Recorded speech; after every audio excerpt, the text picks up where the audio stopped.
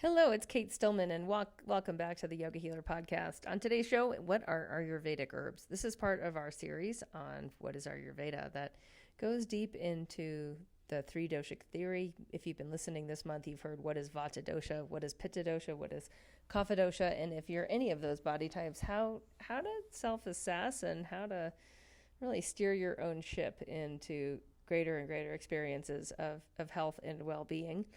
Also, what is the Ayurvedic diet, and can you lose weight with Ayurveda? This has all been part of the series, and what's coming soon is History of Ayurveda with Dr. Robert Svoboda, which is something to look forward to.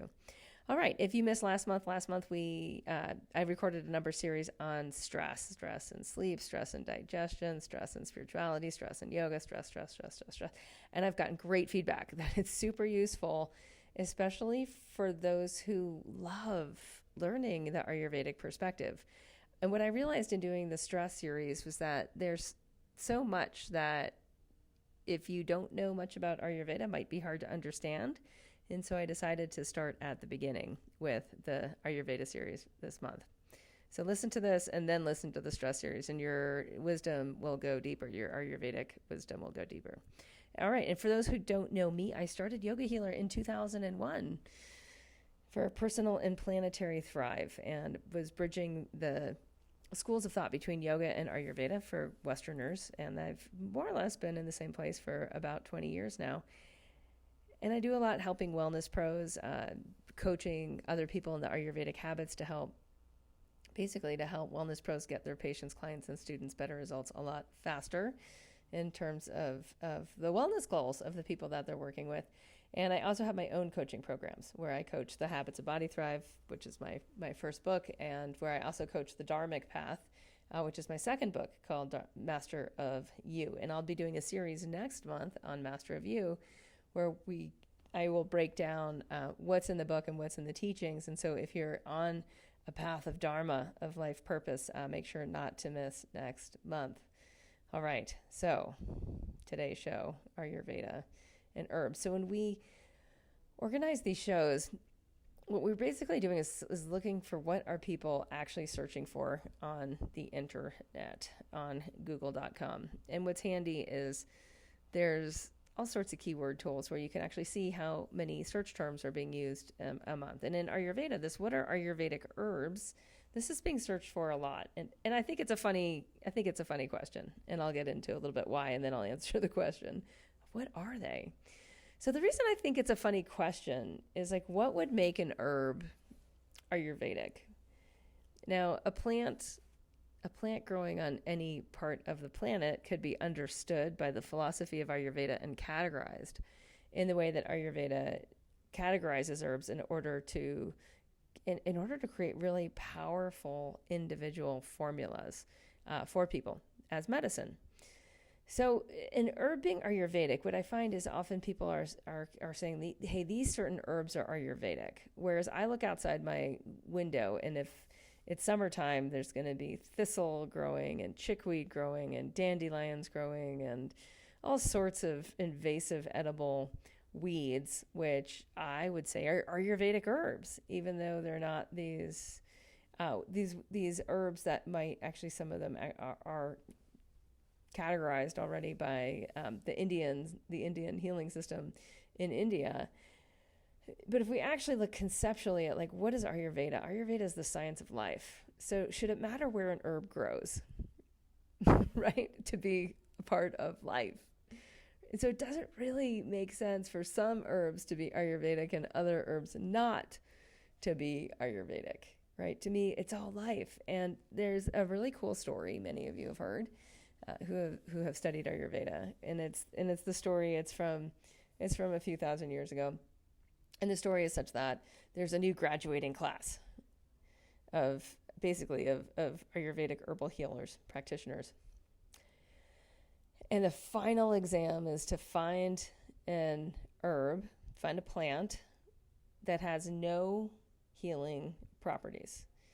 And there's lots and lots of students in this class that are trying to pass this final exam. This is the very, very last thing they have to do to pass. And so what happens is a few students, they come back, oh, here's this plant. This plant has no healing properties. And then, the professor's like, wrong. Or guru. Nope, missed the mark. And then, a few days later, more students would come in from the field. I found this plant. This plant has no healing properties. And the professor would say, nope, you're wrong. That plant does have a healing property. It's this. And then more days would go by, more weeks would go by. And finally, the student comes back, I think it's about a month, and says, I cannot find a plant that has no healing properties. Even the poisons can heal in the right dosage to the right person at the right time. And the professor says, we have a winner, right? We have someone who got it. And that teaching, if you can really absorb that teaching, its life is abundant. Plants are intelligent. Plants are millennia, right? They're, hundreds of millions of years older than humans. They've been on this planet way longer than mammals. They have so much wisdom within their cells, within how they grow, where they grow, who they grow alongside, and then what they can do in the human body. And that perspective of all plants have value, all plants have medicinal value, that perspective is so needed right now as we continue to spray petrochemicals on healing plants like chickweed, plants like thistle, plants like dandelion, plants that I eat most of the year. I'll dry those plants when they're abundant in the spring. I'll put them in my dehydrator, and then I'll grind them into a green powder, and I'll use that green powder when there's less green food available because it's all under snow, right? And I might put a little bit of green powder in a smoothie, or I might even just take a shot of it if I feel like I'm getting sick at all, because the bitters and the astringents help kill bacteria and viruses. They help break up phlegm.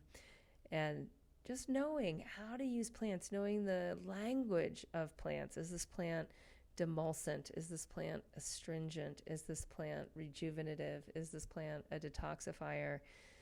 And what you'll find is that this very same plant has many qualities to it, right? It has many different qualities, and the different parts of that plant can be stronger in certain qualities than in other qualities, right? For the dandelion root is very different than the dandelion stalk, which is different than the dandelion green, which is different than the dandelion flower, right? And they have very different properties. A dandelion root is more of a tonic, whereas a dandelion leaf is much more astringent, and it's a diuretic.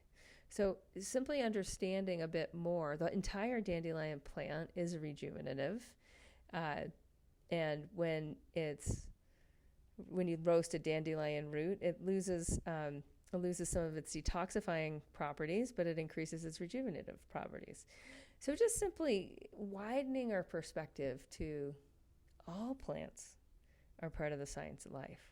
All plants. Now, what's growing around my house? Weeds, right? Things that we might be trying to get rid of, like thistle or chickweed or salsify in some parts. Now, salsify is a fascinating one because salsify is super high in omega fatty acids. Like, who knew? And it's a weed that grows up, it pops through the cement in the southeastern part of the United States. It just crawls between the cracks in the pavement. These plants can grow anywhere, and they're so deeply nutritive and so deeply healing. What's really healing, I find, more than anything, is humans connecting with plants. Not encapsulated pills or plants that are dried and powdered and put into a capsule, and the capsule's then put into a plastic bottle, and that plastic bottle put onto a shelf with a shelf life, and then you take that plastic bottle off the shelf at the store and you put it in your medicine cabinet or your herbal medicine cabinet, and then it sits on that shelf for a while. Eventually you take some or you don't. Most people who buy supplements have tons and tons of supplement bottles that they don't actually use. All right, so I'll get off my high horse in just a minute.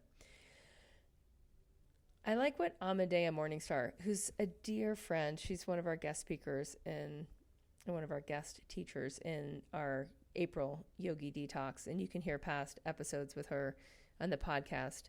Amadea, many of you who have studied and taught Ayurveda have used her cookbooks. She wrote the first westernized cookbooks, cookbooks by a Westerner about Ayurveda for Westerners. She wrote the Ayurvedic cookbook way back in, I believe it was the late 80s, early 90s, and then she wrote Ayurvedic Cooking for Westerners. And I read both of those cookbooks as if they were novels. like think of a novel that you couldn't put down. That's how I read those. It's like I studied them like a religious student might study the Bible or the Quran. I was like, I need to understand how Ayurveda uses food as medicine. So that's a little bit about Amadea, and she's just so tapped in. And she says plants are potent healing allies. Memorize that. Like if you want to know anything about how to heal yourself with medicinals, plants are potent healing allies. Now, let's take the word ally. Until you have a relationship with plants where you're like, this plant is friend. And think of what friendship is to you. Think of what you'd do for a friend. And think of what a friend would do for you. Now, I have a good friend who lives 2 doors down. And when I make a big batch of soup, I like to give her some. When I make a big batch of my dehydrator, I love to use my dehydrator. So I made these like apricot power bars the other day with sprouted buckwheat and apricots, and there wasn't much else in there. Maybe a little bit of flax, but they're really good. Oh, oats, flax. So I made, and whenever I make food, I'm so kapha, like I'm so into abundance that I make way more than I can possibly eat. So I'm going to give some to a friend, right? I like to do that. And that's what friends do, right? Friends take care of each other. When we have a question, we go to a friend and say like, hey, there's this thing on my mind. What does this sound like to you? And you talk it out, and then your friend listens. And then your friend responds. So to me, and I'd love to run this by Amadea, which hopefully I will in the next month, plants are potent healing allies, right? Like imagine these friends that are all over. They're growing through the cracks in the concrete. They're growing in disturbed soil on the side of roadsides. They even grow where there's toxic chemicals. Like plants can find a way to survive, especially the invasives. They're incredible. Now, if we think of them as potent, healing allies, there's a friend you can ask a question to. Have you ever asked a plant a question or talked through a problem and then listened with your Vijnana Maya Kosha, listened with your intuitive body, and let yourself receive healing wisdom directly from the plant? Because that's what's possible. Humans and plants have been communicating with each other forever. And so as you hone your own abilities, what'll happen is you'll taste the plant and you'll be able to taste, is this bitter? Is this pungent? Is this sweet? Is this astringent? Is this salty? Is this sour? And you'll start to notice that plants all have their own taste. The different parts of plants have different tastes. And now you're starting to hone your ability to use plants or herbs in a more Ayurvedic way, in a way of running it through the filter of the system of plant characteristics.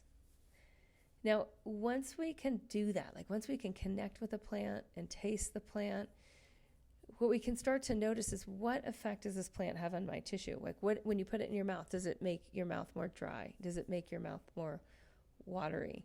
Does it make you want to spit it out? And as you spit out, does it actually pull some phlegm out with it?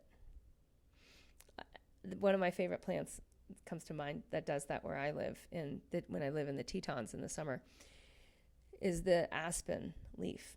Now, aspen leaves in Western herbology are not really considered edible. They're like barely edible. Like you wouldn't really want to eat aspen leaves. If you had a choice, you wouldn't go to eat an aspen leaves.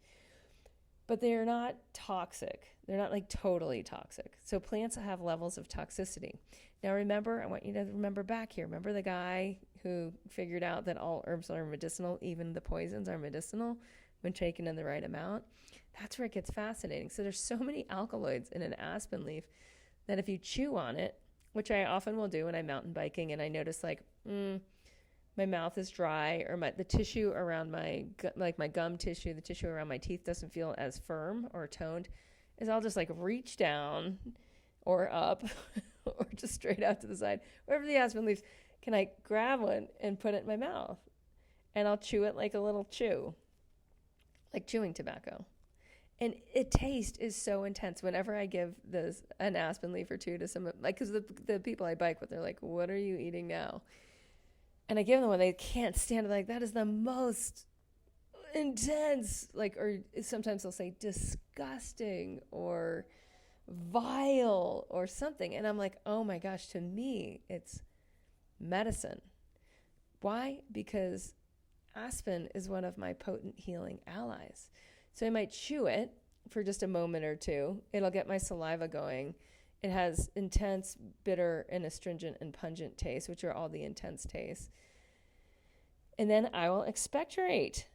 Like, I will not have had mucus. I will not be like, oh, I have a mucus chunk stuck somewhere in my sinuses. And then this like little mucus chunk that was stuck somewhere in my sinuses will come out.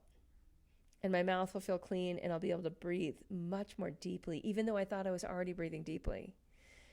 And that's the power of these potent healing allies. So I really recommend, for those who want to understand Ayurvedic herbs, the first thing you want to do is connect with the herbs that are in your ecosystem. When I Googled what are Ayurvedic herbs, this article came up and it says, Your Guide to the World of Ayurvedic Herbs and Their Many Benefits. This is from wellandgood.com. And it goes on to list a bunch of plants that are originally grown in India, which makes sense, right? Because everyone associates Ayurveda with India. But part of the problem, and I've done a million episodes on this, I feel like, are that we're over-harvesting plants that are not from our ecosystem, and we're not actually connecting to our ecosystem. We're not creating potent healing allies. Because when you do, you care for your ecosystem. Just like when I take care of my friend and bring her soup, like, she takes care of me in her own way. And it's what I need from her, right? Or it's what I can receive from her. And there's this law of reciprocity that naturally arises. It's part of nature. And that can be functional, right? When we get to know our own ecosystem, even if it's learning how to roof garden or patio garden or kitchen garden, right? Or countertop garden, as it's now called, where you start with sprouting, making some alfalfa sprouts and branching out into sunflower sprouts or some exotics like that. All right. So anyways, Well and Good says, I'll just read the list. I think you might find it fascinating. Ashwagandha, number 1, literally translates to strength of a horse. I heard when my teacher taught me that, smell of a horse is what they said. Anyways, balances stress hormones, helps with adrenal fatigue, and increases energy. It's an adaptogen, meaning it adapts to what your body needs. Now, the problem here is, like, Ayurvedically, is you wouldn't just take ashwagandha. Like, you would never take capsules of ashwagandha. It's very heavy. It's warming and it's heavy. It's not the easiest herb to digest. So how are we going to assimilate the herb? And in Amadea's post that is so good, Understand Ayurveda Herbal Formulations, all the links to all these things are in the show notes, of course. In this, she talks a lot about Ayurvedic formulation, and she unpacks a lecture from NAMA, the National Ayurvedic Medicine Association Conference. And Dr. Vivek Shanbhag, who's amazing, he gave this presentation on Ayurvedic formulation. It's very similar to the way I was taught in school. And it's pretty simple, but it's profound because most people don't know how to do this. And so instead we're buying single herbs and popping them because they have identified healing benefits, like, oh, it's an adaptogen, oh, it's good for sleep, oh, it's good for energy, oh, it's good with adrenal fatigue, right? But not understanding how do you create a formula with that as the leader or primary herb? Okay, so I'm just going to blow through this real quick. You have the links to it in the show notes. So again, this is Vivek Shanbhag. Each formula includes a leader or primary action herb. In this case, we're saying it's ashwagandha. An assistant or complementary herb. Ashwagandha is often paired with shatavari, another herb from India, which would be considered an Ayurvedic herb by those people writing about Ayurvedic herbs, who are not me. All right, why shatavari? Because it's also a rejuvenator. So ashwagandha is often used when someone has been exhausted for a while. That's the way I look at it, which is like most people right now, honestly. Like most people I run into have been exhausted for a while, meaning they're not sleeping that well, they're not digesting that well, they're tired, they don't feel in control of their time, they wish they could sleep more, all they want to do is really relax, but their lives are overscheduled. Okay, so you'd have ashwagandha, shatavari, then a digestive or assimilative. Now this is huge because ashwagandha without a digestive could actually slow down digestion. It's that heavy. It could slow down digestion. And once you slow down digestion, you could have a hard time absorbing your next meal, which means you could actually complicate your body's energy efficiency, its ability to turn nutrition into energy and into bodily tissue. So bummer there, single herb use takers. All right, so what's a digestive or an assimilative commonly used with ashwagandha? Ginger's quite popular. So now we have ashwagandha, shatavari, ginger. Then a cleansing or detoxifying herb. Bam, turmeric, you've heard of it, right?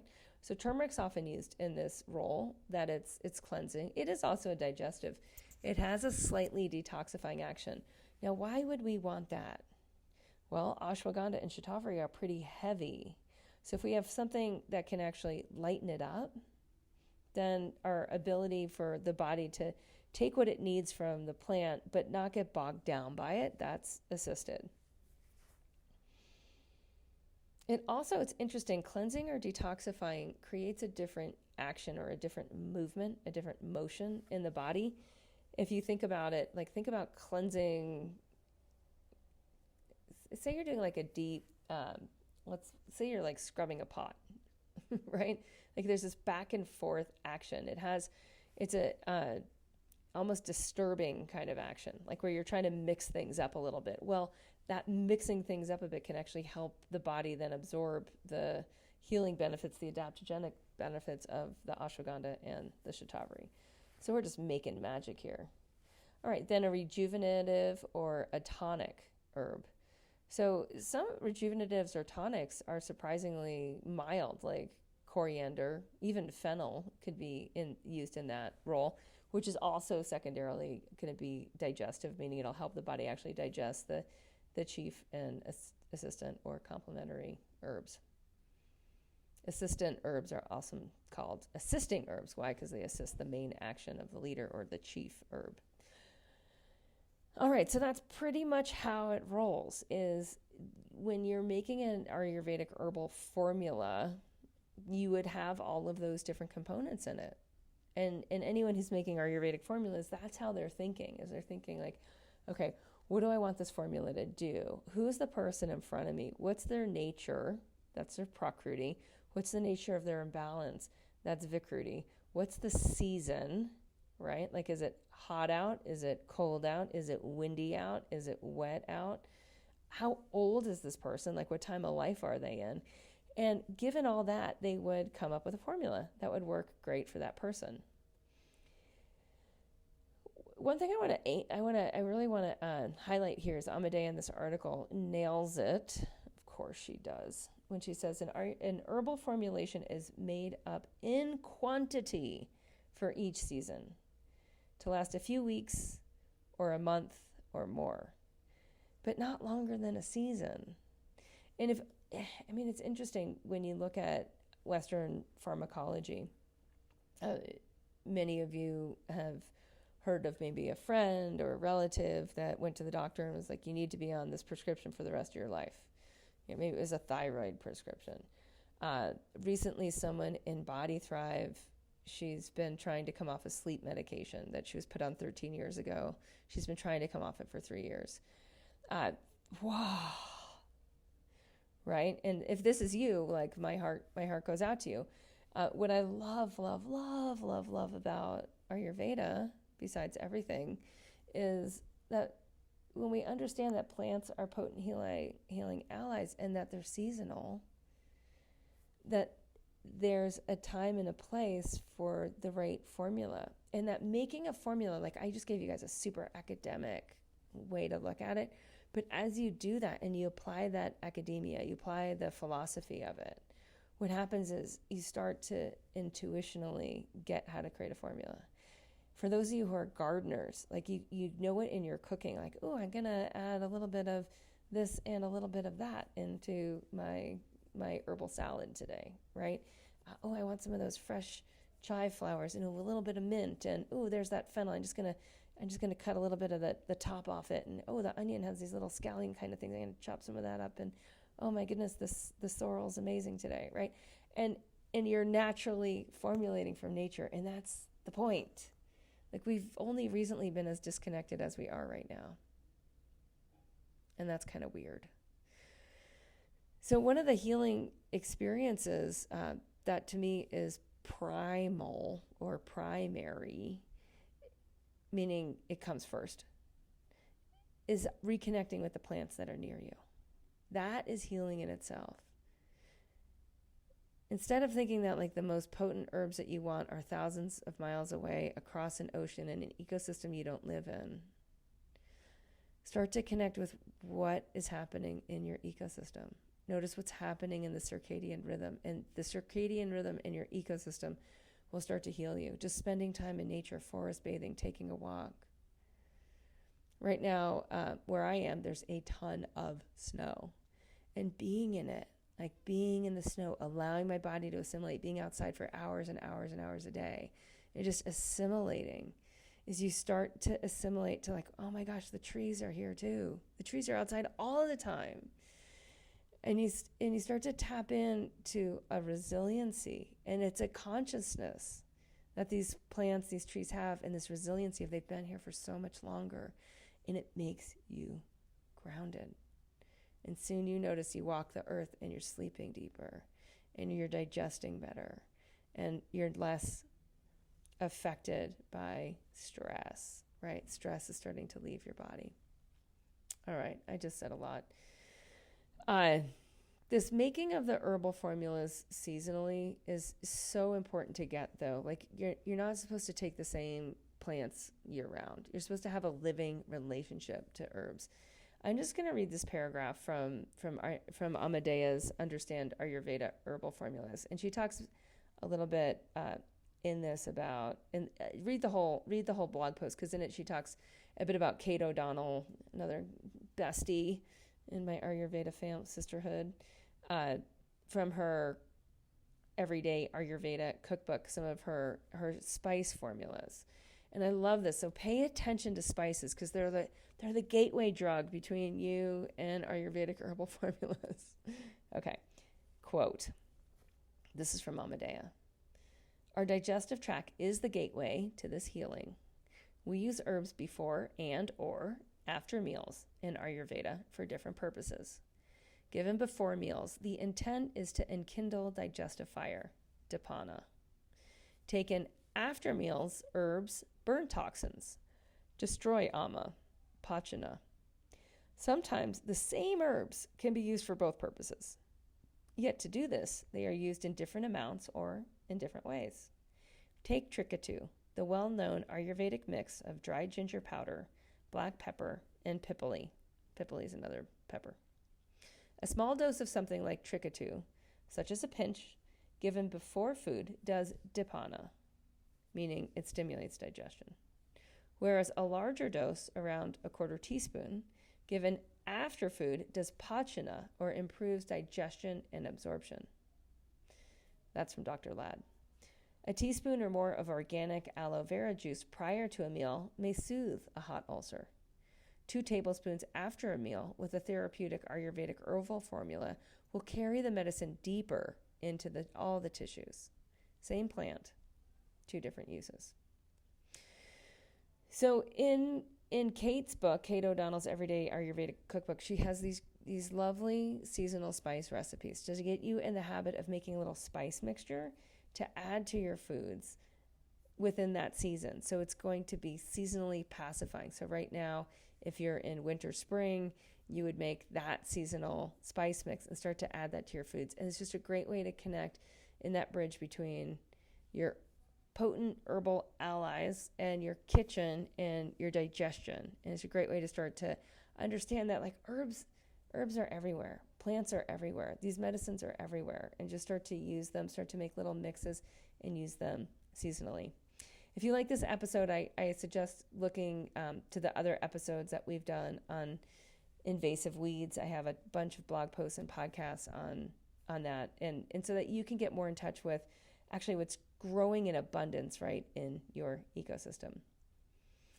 All right. If you like learning Ayurveda from me, I suggest that you check out my Living Ayurveda course. This is the best time to register because you get an additional 6 months of training with me in Body Thrive before Living Ayurveda starts, but it's all in the same price. All right. So if you're interested, go to yogahealer.com/Ayurveda. Namaste and have a great day.